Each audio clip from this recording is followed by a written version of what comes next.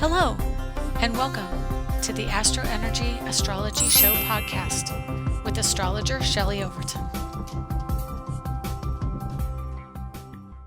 Hi, friends. Welcome to the Astrology podcast for the week of August 12th through the 19th. I want to welcome you here today. Let's just get situated with this. And we'll go over what's going on in the sky, and then we'll go over what's going on with politics, a little bit of politics we're going to do today. So did you enjoy the full moon last night? It was very beautiful. I enjoyed it. I went out, and it was really interesting because I went out a couple nights ago and saw the full moon over the water at 8:40. And then I went out last night at 8:40, and it hadn't even arisen yet, which was really wild. I didn't realize it was probably like half an hour at least till it did come up. So, I guess I always think that it's just off by a couple of minutes, but it's really not. It's off by minutes, lots of minutes. Okay, so that was last night, and it was in Aquarius, and we have a not new moon, but a moon entering Pisces at 2:44 p.m., and it's currently 1:11 p.m. It'll be interesting to see what happens with the podcast. Hopefully nothing, not good. We had Venus go into Leo yesterday, which my favorite sign, because I have Venus in Leo at 2 degrees, which means I'm in a Venus conjunction now. And that makes me really happy because Venus is a sign of love and desire, and it's a really good positive energy. And it's right there in Leo, which is ruled by the sun. So it's kind of like we get all the energy from the sun coming down on us and really enhancing the energy of that Venus in Leo. So what can we expect from Venus in Leo? We can expect to pay more attention to children, to maybe act more childlike ourselves, and to also look for romance. We like to connect to other people. We are looking to relate, and we also want to connect with friends. It is the sign, or the house, the fifth house is usually the house of friendship, where I interpret the 11th house, which a lot of times traditionally they say is the house of friendship. I consider that to be more of friends you meet at work or friends from your career. It's your soul group more so than straight up friends. But Leo rules that friendship area of our charts, and it's the sun.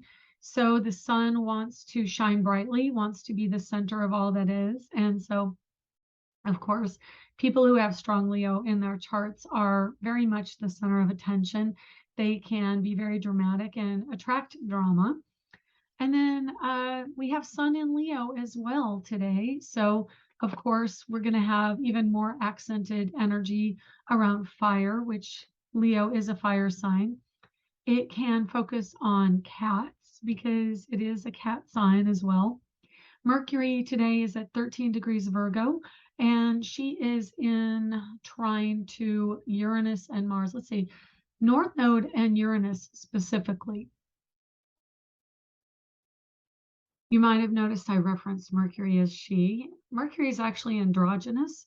In the sign of Virgo, it probably acts more like a she, but generally as a gender, Mercury is an androgynous energy.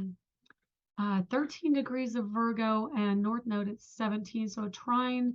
There is still a trine as Mercury approaches Uranus, and that is 18 degrees still, 18 degrees of Taurus. And that energy, trines, again, they can bring out emotional issues. Children or education, teachers under Virgo, service people, helpers, hospitality, and medical field workers are also all covered under Mercury and Virgo right now. And then there's that trine to Uranus and North Node. So there is still a strong connection of a fate moment that Mercury brings us about the analysis and awareness of something in what I just said was Virgo energy. So it's about the body as well. We can find maybe right now things are going on with our bodies that we're not paying attention to. It would be good to pay attention to those because Uranus North Node conjunction is very significant in life-changing energy. And Mercury is the awareness of neurological pathways or technology, having phone energy that may or may not be working. It is rather difficult astrological time for technology and for goods associated with uh, all that electrical energy, because Uranus is that electrical energy on steroids, and Mercury is the ruler of small appliances, phones, communication devices, and a trine. Again, something may come up with the technology. Maybe something gets found out or something breaks from this particular aspect. Mercury ruling Virgo. Virgo is a sign that is the material world. So when Mercury comes in and has aspects to other planets, we can potentially see breakage going on or an exhaustive energy with the electrical side of things. So just pay attention to that, be aware. And also, as far as transportation is concerned, Mercury's at 13 and Jupiter in Aries is at 8 degrees, so they are in conjunct. And Jupiter is long distance transportation and travel. Aries is more aggressive but pulling back the energy. So there could be frustration there around travel energy and going back towards Pisces right now. Chiron is still at 16 Aries, so there is some energy around that as well right now. And Chiron is the wounded healer. He is also humanitarian, or excuse me, the humanities energy. So beauty, aesthetics, music, arts, any of that, taking action. I think he's also retrograde as well. So both these energies of action and interest in the arts in Aries, it's about sales, but going retrograde, we're pulling back the energy right now. So it is frustrating for Aries and fire signs in general. There is an approaching trine between Venus and Jupiter, as Venus just got into a fire sign. So that's going to increase probably more currency sales if you're looking at the markets. Venus in Leo is very gambling based and risk. I don't know, it's not adverse, risk enhancing. And then there's that trine to Jupiter, which kind of takes breaks off on some level. But of course, retrograde is a little bit more restrictive. So the combination of the two energies is, yes, we're going to want to do something with our money. We're going to want to do something with more risk. But if we do it now under that trine to Jupiter, it might not go the way we want it to go. And so I would recommend that usually if you're going to do some risk taking, especially with this kind of energy, do it under Jupiter direct. And that way Jupiter, when it goes retrograde, may readjust, but when it goes direct again, it goes back over forward from the first direct motion and then brings in the fortunes from whatever was gotten, anything you invested in at that time. Neptune is currently in conjunct to the sun, and Neptune's at 24 Pisces and 19-degree sun in Leo. That's going to go on for at least a week, so it'll be in conjunct by degree for this coming week. And of course, Sun in Leo, very much out in the public eye, creative. They both share a creative side. And Neptune in Pisces retrograde, much more clarifying and clear-minded, not really cooperative currently with the ideal situation to our desire and our need, our ego need to connect to someone else. So this could be a relationship issue, struggling at the current moment for expression of the ideal situation. Looking across from the sun to Saturn, also in an opposition for the next 3 days directly, and then a fading opposition after 3 days from now. So by Monday, we'll be pulling away, the sun will be pulling away from that opposition to Saturn. So sun in Leo, very creative and dramatic, and Saturn in Aquarius, detached from the emotions. So Leo tries to trigger people through the drama, through the contrast, and Saturn in Aquarius won't have any of it. It's like, no, get out of my face. I'm not going to be engaged in this. Also, children are represented by Leo sun, and usually Aquarius is an alternative when it comes to children. So it can mean adoption, it can mean stepkids instead of actually having your own. And so the energy of the moon just being full in Aquarius approaching Saturn is significant around a detachment from children energy or the emotionalism associated with children. So that's going to be gone though quickly, because we are, like I said, just an hour away from the moon going into Pisces. Moon going into Pisces means we're going to go way deep into our emotions. We're going to settle into a strong connection to other people and really want to kind of hole up and be in that watery energy of our emotions. It's a deeply psychic energy. I don't really see any other water energy going on in the sky right now, with the exception of maybe Pluto and Capricorn, because Pluto does rule Scorpio. That means that our emotions are the depth that we feel psychologically is being expressed in the earth energy and material world and systems. But there really isn't another water energy besides the Pisces right now. We don't have any Cancer planets now that Venus is out, and no Scorpio planets. So really, Pisces is kind of the quintessential emotional sign and very susceptible to addictions and escapism. So look for that over the course of the weekend, of wanting to be in the fantasy, wanting to be in the emotional dream, the fantasy of what you could have. And yeah, so that's kind of an eyeball of what's going on currently here on Friday. But I'm also going to tell you what's going on day to day this week, and then we'll talk a little more about some other current events and celebrity news. So today, like I said, Venus in Leo, and the moon enters Pisces at 2:44 p.m. There is an inconjunct between Venus in Leo at 4:55 p.m. Eastern, 1:55 p.m. Pacific. And so that's going to be discord around women and mothers or sisters and females, any variation of a role women play. They're going to kind of not get along today close to dinner time.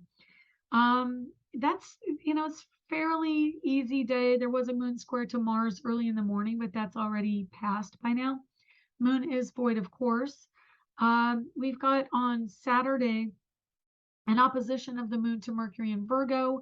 Just be careful of accidents.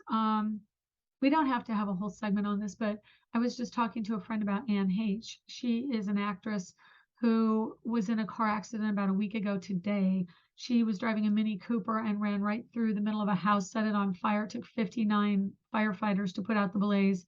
They pulled her out. She had burns on her body and severe brain damage. And now what I heard is they are going to be looking into, well, they were going to look into any kind of drugs or alcohol or any kind of impairing items that she might have had. But I just looked at her chart, so I'm going to just throw that in here right now, because it really pertains to the Mercury Virgo somewhat, because that's going on right now. It's there 13 days. So a week ago is at 7 Virgo. Anne Heche as moon in 20 Virgo, 22 Pluto, and a 26 Jupiter in Virgo. And this is the thing that interests me most. Is I was talking to my friend about her potentially having a some type of Aquarian energy, because the energy in Aquarius right now is just so strong for life-changing events. And I said she's either an Aquarius. It wouldn't surprise me if she had Aquarius sun, or if she was an air sign. So it turns out she was born May 25th, 1969, which makes her a Gemini, an air sign. So Mercury is her ruling planet. She has Mercury at 9 degrees of Gemini also, and Sun at 4. She had Uranus at 29 degrees and 56 minutes of Virgo. So she is really susceptible to the Uranian energy. And the very last degrees of Virgo are notorious for accidents or events that would put us in harm's way. And she had that 2956 Virgo. And so, of course, there was a Virgo Mercury on that day, but it was early Virgo. And I don't have a chart. The chart I'm looking at doesn't have all the transits at the time of her accident. but there was a Uranus in Taurus. She has a 3-degree Saturn in Taurus, and Mars is right on. I want to say it might be her part of fortune. No, part of fortune's in Aquarius of 4 degrees. So there you go. There was a Mercury aspect in conjunct to her part of fortune in Aquarius. And I'm not really sure what vertex. Okay, vertex. 16-degree Taurus vertex. So, of course, that was within 3 degrees of her, the conjunction in Taurus of Uranus, Mars, and North Node. So I'm going to find out what the vertex. Okay, so this is interesting. The prime vertical, which is the axis kind of through the angle that the Earth sits at, and the elliptical, which is the path of the sun in orb around the Earth's surface, where those two cross on both sides of the planet, is where the vertex is. And so it's considered the second ascendant and can be shown where you can express the fortune in your chart. So, for Anne Heche, it was 16 degrees of Taurus, and that fell in her 7th house of marriage and partnership. So she also had Mercury conjunct Sun in her 8th house of death and rebirth in Gemini. And what else was going on there? Oh, yeah. So in the house of home and family is Aquarius, which is where Saturn was. So, of course, Saturn is currently at 22 degrees of Aquarius, and she had Jupiter in conjunct to that. Jupiter is transportation, or, Jupiter is transformation and life transition. I look at Jupiter when there are potential shifts and changes around a person living or dying. And it is a transformational energy. So we kind of look at that to see what can happen.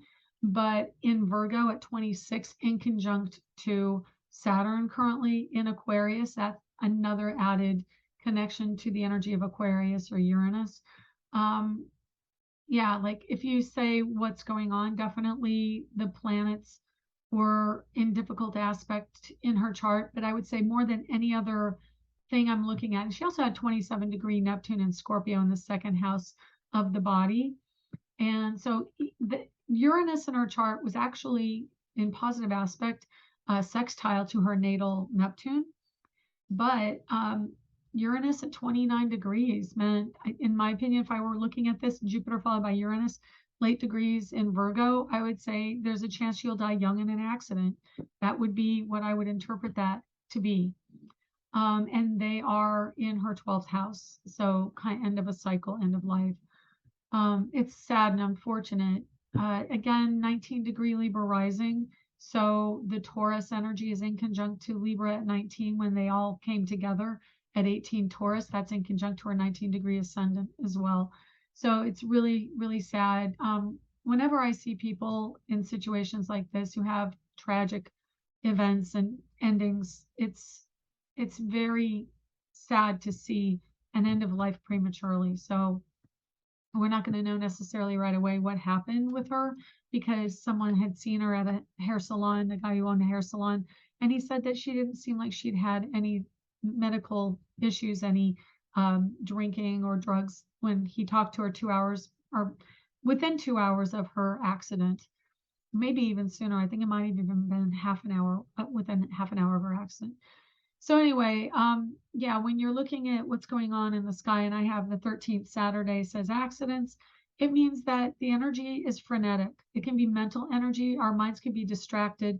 We could be somewhere else. We could be daydreaming. Definitely Neptune having a strong influence in the moon in Pisces can make us very daydreaming. So just be super careful on the road, super aware of who's around you, and be really engaged in the now when you are doing things, anything, using knives or, hanging out in public spaces. Just be aware of what's going on around you.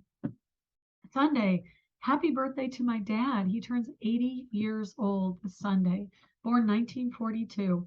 So he's a wonderful guy. And anyway, I just love my dad. So happy birthday, Dad.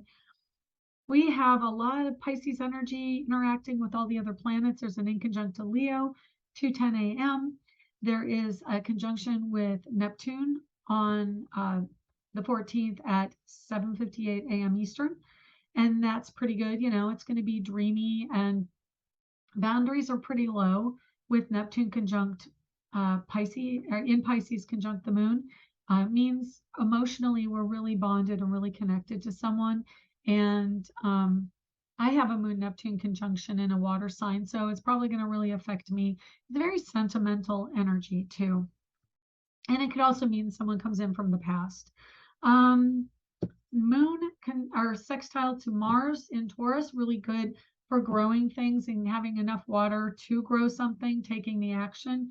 Sunday looks really good romantically, believe it or not. There's a sextile to Pluto as well in Capricorn. And then Sun opposing Saturn in Aquarius. The synergy of this could be apparent, meaning there could be something coming in about a leadership role or getting more attention in your career, or there could be a butting of heads where the Leo person is not resonating with the Saturn people. It kind of comes to mind. I know Trump is having his issues this week. He's got Pluto in Leo, and so currently that makes it in conjunct to Pluto in the sky. And so, with the sun and other planets in Leo, it's really triggering this. I need the attention. I'm in the public eye, but the attention you're getting is not really good, and from a more structured body such as government or authority figures. And then later in the afternoon on Sunday, we have the moon going into Aries at 4:43 p.m. And so right after that, there is a Mars trine to Pluto. Mars in Taurus, it can be money, it can be love. Trine to Pluto, it's an emotional time. There's something going on with the structure, so all the good feelings of the morning might be lost in the evening when there is, interestingly, Mars in Taurus is also going to be squaring Leo.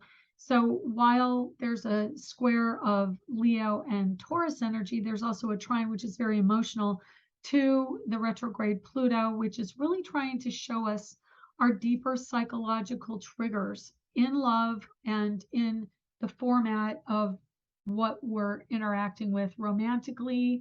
It could be creatively. Yeah, systematically, it's more of who's in charge, but definitely creative or leadership energy. And then Moon in Aries trines Venus in Leo.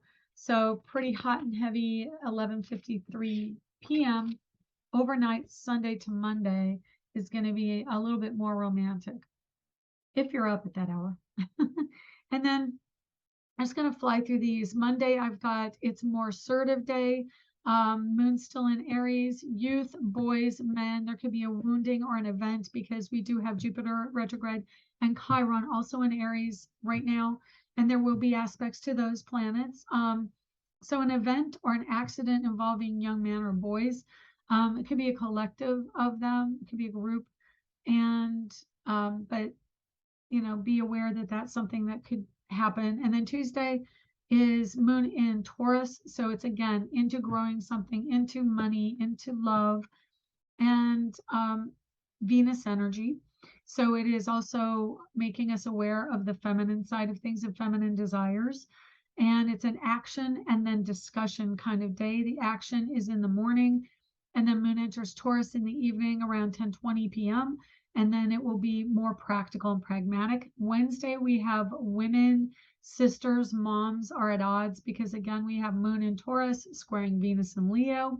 This is going to be the practical side of home life, squaring the more creative, attention-getting feminine. So it's really a mothers and daughters energy. I'm really aware of this because this seems to affect me directly in my life.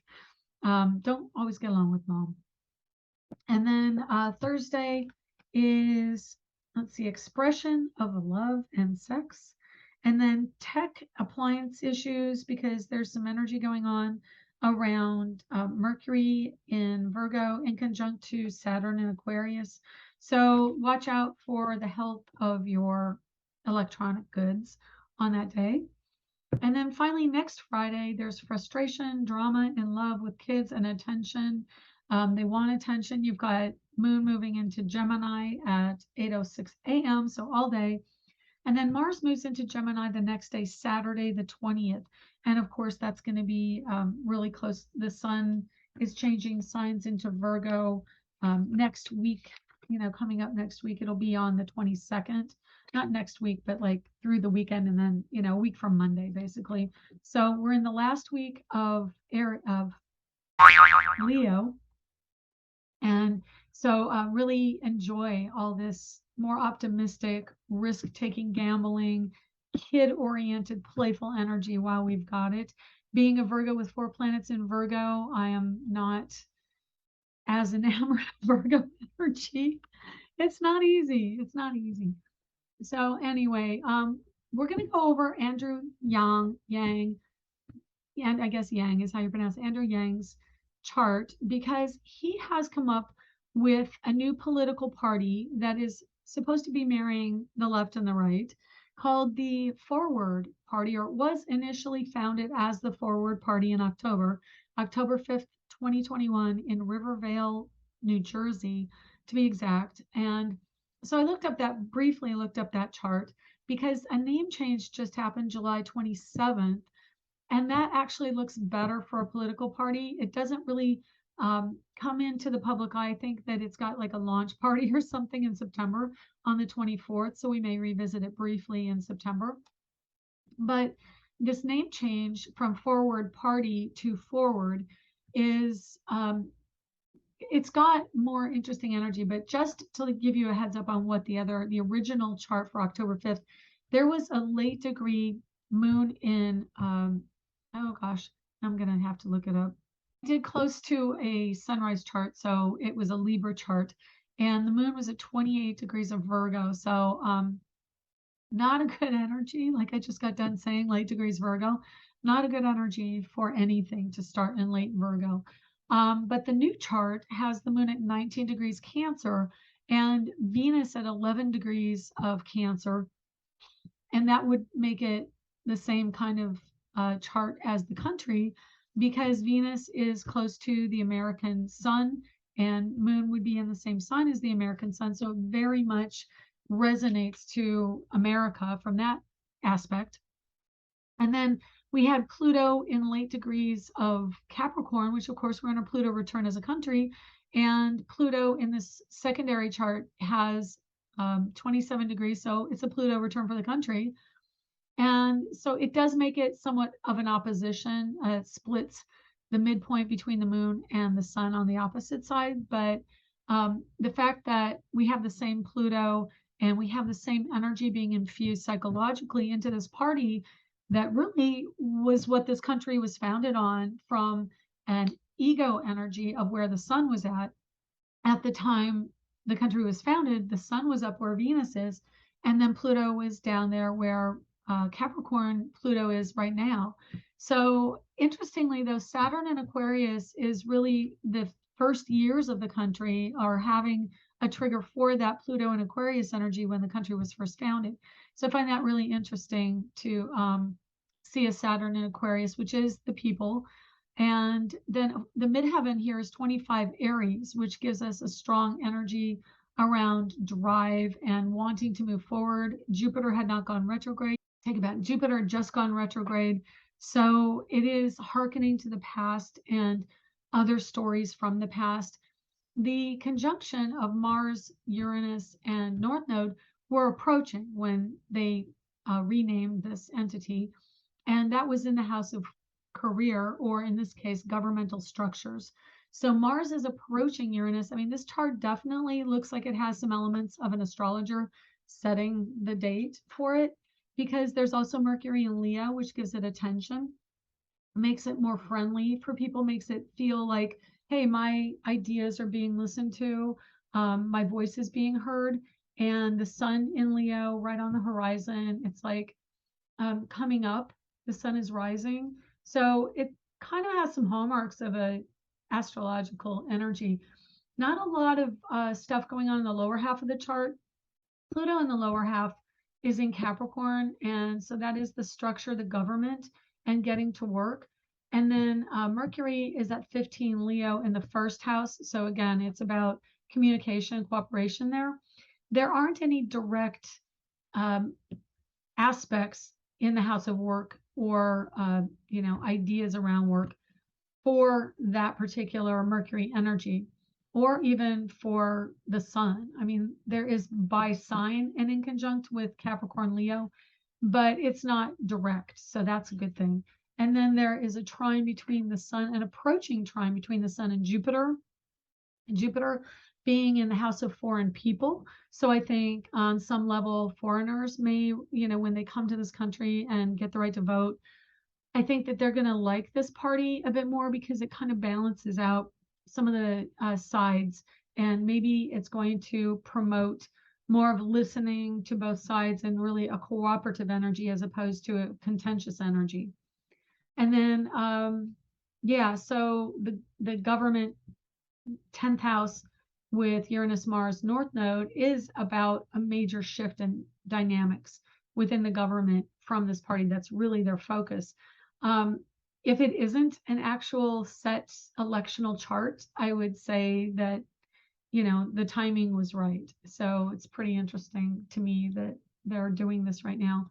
Now, Andrew Yang, let's look at him. He's the spearheader of this whole thing.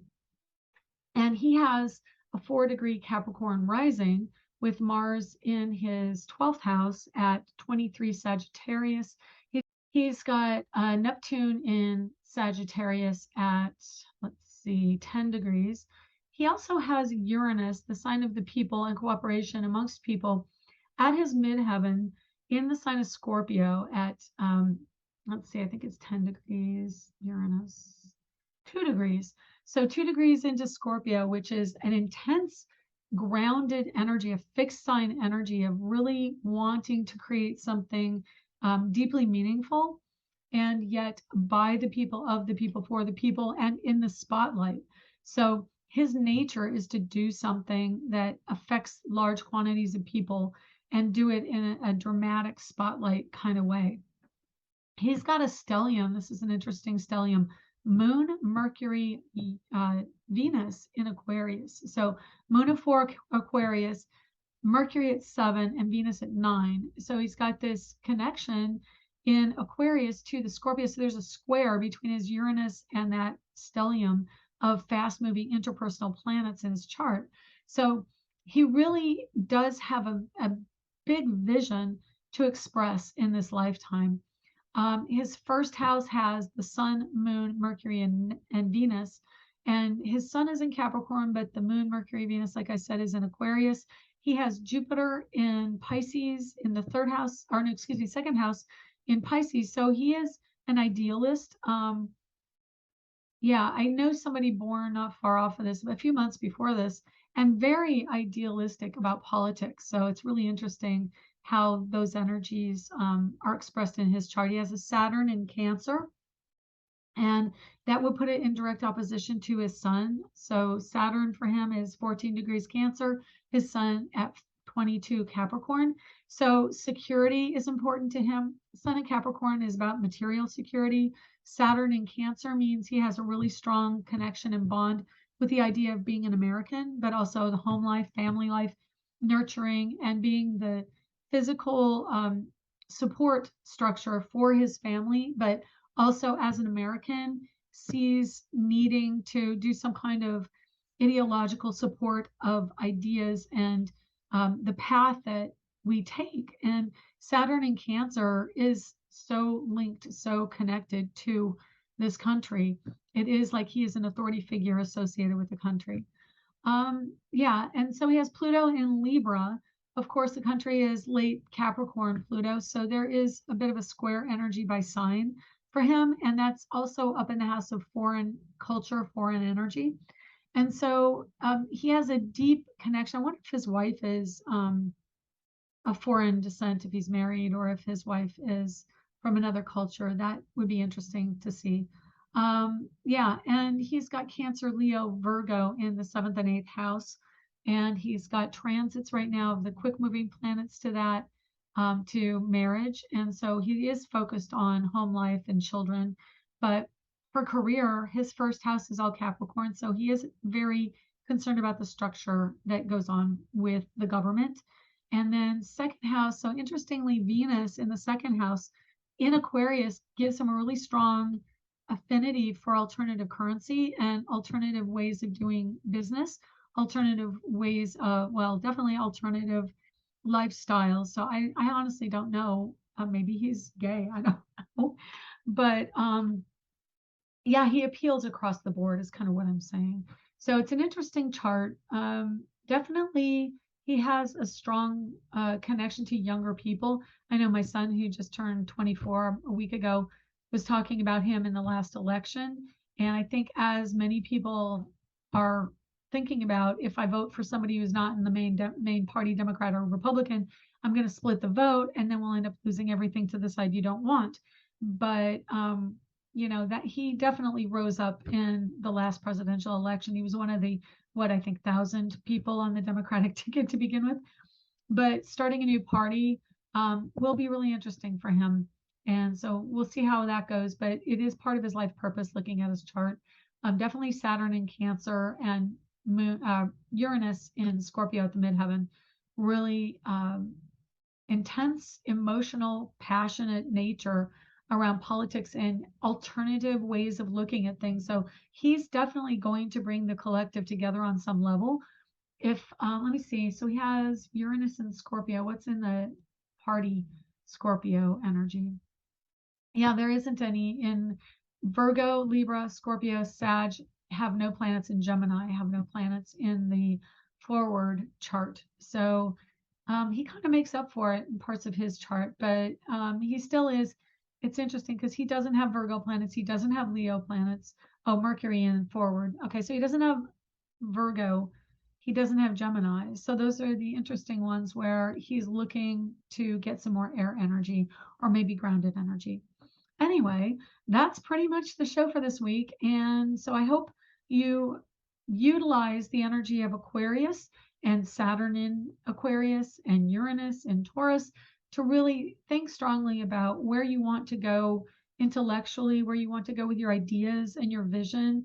And then definitely Neptune retrograde is going to be triggering us for how that vision looks with the late degree Pluto in Capricorn.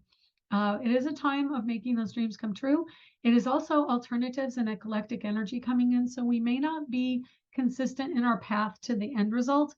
It can be very winding, but let's just pull a card here this week too, because I like pulling cards. I've been pulling a lot of cards lately, a lot of energy in my life that needs tending to. So we'll just pull a quick oracle card. This one is the daily guidance from your angels, Doreen Virtue. I started my path with Doreen Virtue. I even went to her angel therapy practitioner workshop a long time ago, like 2008. And so that only 14 years ago? I guess that was only 14 years ago. Seems longer. A lot has happened in that amount of time. But anyway, for the week, we have cleanse and detoxify. So good. This card, accurate, cleanse and detoxify, because it's the chemicals we have in our body. We need to get those out, clarifying. Remember, Aquarius energy. Perfect. I'll read it to you with my glasses, of course. It says, with great love and respect, we ask you to detoxify your precious and sensitive body. At your request, we'll help you to develop life-affirming ways to deal with stress, as well as ease any sorrow at shedding your old ways. Give your cares, worries, and concerns to us and feel beautiful grace of your newly purified body. Ooh, awesome. I like that. I want a newly purified body. So that's all for the week. Thank you so much for coming, and we'll see you again next week. Bye. Take care. See you in Virgo season. Hey, this is Shelley. I wanted to give you a heads up that there are a lot of new art prints at shelleyoverton.com. So go over there and check them out. SHELLEYOVERTON.com. Thanks. To purchase my ebook, Learn Astrology, you can find it at angeliczodiac.com. Hi, this is Shelley. Thank you for joining us this week. To contact me for a private reading, go to angeliczodiac.com under the Readings tab. Background music was provided by Kevin MacLeod at incompetech.com. Be sure to check back next week and subscribe through iTunes at Astro Energy Astrology Show.